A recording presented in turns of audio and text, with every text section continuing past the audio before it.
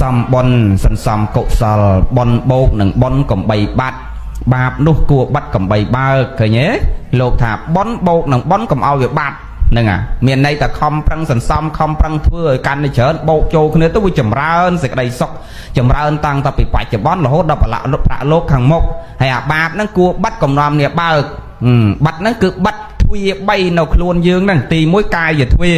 កុំឲ្យអាបាបហ្នឹងវាចូលតាមរយៈផ្លូវកាយឲ្យអាកាយហ្នឹងវាបដែតបដោយឲ្យដៃជើងយើងទៅលួចឆក់ប្លន់កັບកេងប្រវាញ់វាដំតបធាក់កាប់ចាក់អ្នកដតីអាហ្នឹងគេថាបាត់អាទ្វាកាយហ្នឹងកុំឲ្យវាមានអស់ហ្នឹងទៅគឺកាយយើងហ្នឹងល្អបាត់ទ្វាទី2ទ្វាវជ័យមាត់យើងនេះកុំនិយាយពាក្យមុសាវាបិសនៈវាចាពរុសវាចាសម្ភារបលាបៈកុំរៀននិយាយកុហកភូតផលបោកប្រាស់ញុះញង់អ្នកដតីឲ្យគេក្រៅកាហាយដោយសារមាត់បាត់ទ្វាមាត់យើងមួយទៀតហើយអាទ្វាទី3ទ្វាចិត្តបាត់អាទ្វាចិត្តនេះកុំឲ្យវាចូលចិត្តខឹងក្រោតឈ្នាននេះក្តៅកាហាយតោសៈញឹកញោមចង់សុកឯងញោមទាំងអស់គ្នាអ្នកពងពឺ